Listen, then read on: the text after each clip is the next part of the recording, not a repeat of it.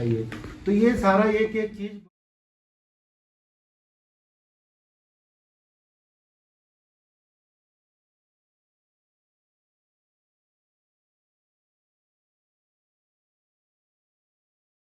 तो प्राकृतिक खेती से हमने देखा है कि टमाटर में ये नहीं लग रहा है, बहुत कम आ रहा है।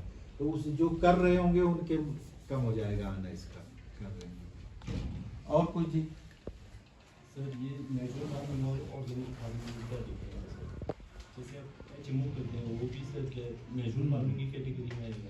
नहीं, नेचुरल चलो एचएमओ एक्चुअली क्या है ना, जो नेचुरल फार्मिंग करोगे तो एचएमओ की जरूरत नहीं पड़ेगी, फिर आप ये वाला करोगे अग्नि अस्तर और जीवीए। तो यार नेचुरल तो यहाँ के हिसाब से नेचर के उससे अकॉर्डिंग तो उसमें आप एचएमओ में तो ये करोगे ना, ये वाला आप जो सर्वो का होता है वो वाला है। ऑर्गेनिक में आ गए।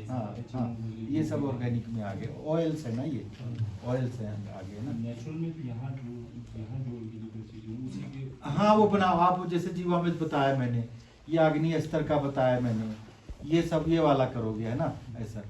दूसरा क्या है कि जो नेचुरल ये आपका ऑर्गेनिक है ना, ऑर्गेनिक में ये बोलते हैं कि कुछ हद तक आप पेस्टिसाइड भी यूज कर सकते हैं और बायो पेस्टिसाइड करोगे, ये वाला वो वाला है। दूसरा उसमें बोलते हैं आप, जैसे हम बोले घन जीवामृत करना, वो बोलते हैं उसमें कि आप वर्मी कंपोस्ट करो, ठीक है।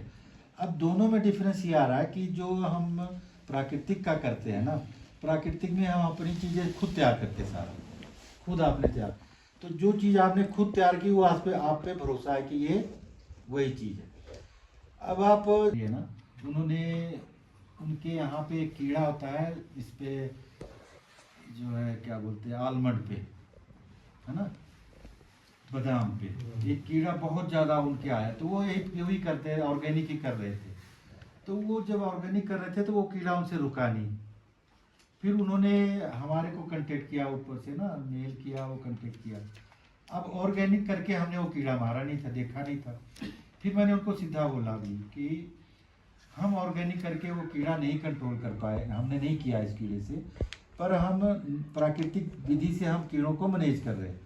तो अगर आपको प्राकृतिक विधि से देखना है वो कीड़ों का मैनेजमेंट करना, तो वो वाला हम आपको बता सकते हैं। फिर उन्होंने हमें बुलाया वहाँ पे, और उनका कितना बड़ा बगीचा था, 200 हेक्टेयर का आलमंड का, और सारा कसा था। तो उन्होंने उनका पौधा ऐसे सूखने लगा, तो हमने बोला आखिर जो वो बोले मैं सब कुछ कर रहा हूँ। तो हमने बोला नहीं, ये तो आप कर रहे, फिर तो होना नहीं चाहिए, क्या चक्कर है। फिर उनके बगीचे में गए हम, तो उन्होंने तौलिया बगीचे का ऐसे बनाया हुआ था, दोनों तरफ से साइड से ऊंचा और तने के तरफ बिल्कुल ऐसे। तो एक रीजन रहा उसका कि आपके ये वाला जो प्राकृतिक खेती से हमने देखा है कि टमाटर में ये नहीं लग रहा है, बहुत कम आ रहा है। तो उस जो कर रहे होंगे उनके कम हो जाएगा आना इसका, कर रहे हैं। और कुछ जी सर, ये नेचुरल फार्मिंग और ऑर्गेनिक फार्मिंग में क्या डिफरेंस है? जैसे आप एचएमओ करते हैं वो भी सर क्या नेचुरल फार्मिंग की कैटेगरी में आएगा? नहीं, नेचुरल चलो एचएमओ एक्चुअली क्या है ना, जो नेचुरल फार्मिंग करोगे तो एचएमओ की जरूरत नहीं पड़ेगी, फिर आप ये वाला करोगे अग्नि अस्तर और जीवीए। तो यार नेचुरल तो यहाँ के हिसाब से नेचर के उससे अकॉर्डिंग। तो उसमें आप एचएमओ में तो ये करोगे ना, ये वाला आप जो सर्वो का होता है, वो वाला है। ऑर्गेनिक में आ गए। हाँ, ये सब ऑर्गेनिक में आ गए, ऑयल्स है ना, ये ऑयल्स से आ गए ना। नेचुरल में तो यहाँ जो ऑर्गेनिक चीज़ है उसी के। हाँ, वो बनाओ आप, जैसे जीवामृत बताया मैंने, ये अग्नि अस्तर का बताया मैंने, ये सब ये वाला करोगे है ना ऐसा। दूसरा क्या है कि जो नेचुरल ये आपका ऑर्गेनिक है ना, ऑर्गेनिक में ये बोलते हैं कि कुछ हद तक आप पेस्टिसाइड भी यूज कर सकते हैं और बायो पेस्टिसाइड करोगे, ये वाला वो वाला है। दूसरा उसमें बोलते हैं आप, जैसे हम बोले घन जीवामृत करना, वो बोलते हैं उसमें कि आप वर्मी कंपोस्ट करो, ठीक है। अब दोनों में डिफरेंस ये आ रहा है कि जो हम प्राकृतिक का करते हैं ना, प्राकृतिक में हम अपनी चीज़ें खुद तैयार करते हैं, सारा खुद आपने तैयार, तो जो चीज़ आपने खुद तैयार की वो आप पे भरोसा है कि ये वही चीज़ है।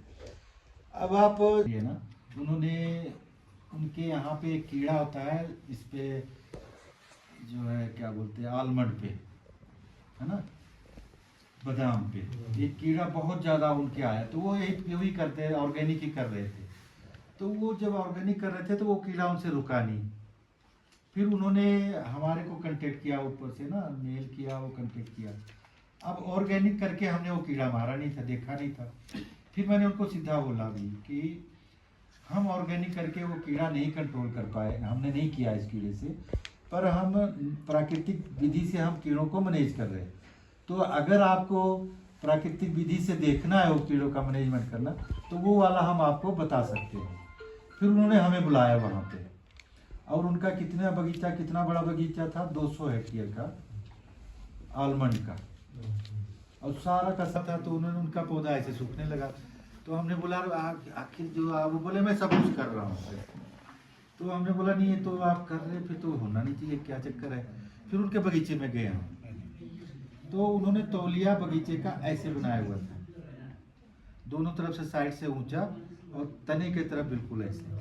तो एक रीजन रहा उसका कि आपके ये वाला तैयार हो जाता है। वैसे ही है जीवाणु के लिए, ये आपने थोड़ा जीवाणु जोड़ा, अपने आप वो बाद में वो फैलेगा, है ना। तो ऐसे आप 100-200 ग्राम पौधे में, तौलिए में मिला देना। तो ये है। तीसरा एक ये स्टिकी ट्रैप है येलो कलर का। ये है जैसे इसमें तो जैसे एफिड आता है ना, एक जब जैसे अप्रैल महीना होगा ना, तो हरे हरे रंग का एफिड छोटा छोटा जो जैसे, वो आप अपने बगीचे में टांग सकते हैं, उसे पता लग जाता है। पर ये ज़्यादा काम सब्जियों वालों के लिए है ये वैसे। तो वो आप पूरा बगीचा देखने की जरूरत नहीं है, आप इसी को देखे जाके। अगर वो एफिड होगा तो पीले रंग की तरफ वो आकर्षित होता है, तो वो पहले पीले रंग पे जाएगा, उसमें वो चिपकाऊ पदार्थ लगा, वो चिपक जाएगा जैसे उसमें। तो जैसे आप जाओगे देखोगे तो आपको पता लग जाएगा कि ये कीड़ा हमारे बगीचे में आने वाला है या आ गया है, ये उसकी पहचान के लिए है। तो और एक ये नीम है, नीम ऑयल है, तो इसका तो आप लोग पहले यूज कर रहे होंगे, ये है ना, उस हिसाब से ये कर सकते। तो ये चीज़ें हम इसको आपको देंगे। ये बुक ये वाली, अब इसका एक एक पेज पढ़ डालना आपने, ठीक है। और हमारे पूरे यूनिवर्सिटी के सभी का नंबर दिया हुआ है इसमें, डीसी से लेके मेरा भी नंबर होगा, विभाग अध्यक्ष के नाम, फ्रूट्स है। अब आपने देखना कि आपके बगीचे में पौधे में गड़बड़ी है, कोई वैरायटी में गड़बड़ी है, क्या है, तो आपने करना फल विज्ञान के लिए, है ना। बीमारी है तो आपने पादप रोग लिखा होगा यहाँ पे, उनको करना। कीड़े है तो कीट विज्ञान लिखा हुआ है, उनका नाम दिया है ऐसे। अचार चटनी बनाना है तो उनका नाम लिखा हुआ है। डॉक्टर साहब के ऑफिस में करना तो इनका लिखा होगा जो है एसोसिएट डायरेक्टर, सह निदेशक सार्वो, सभी का नंबर दिया हुआ है इसमें।